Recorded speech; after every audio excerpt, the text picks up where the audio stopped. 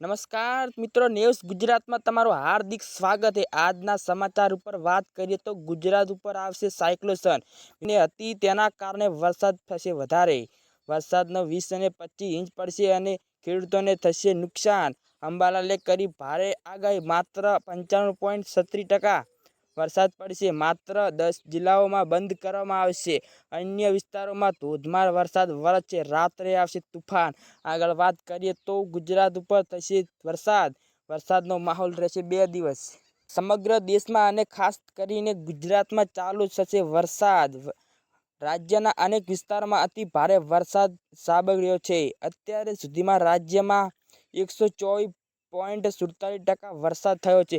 સૌરાષ્ટ્રમાં તેનાથી પણ વધુ વરસાદ, પરંતુ અમરેલી જિલ્લામાં હજુ વરસાદની ઘટશે।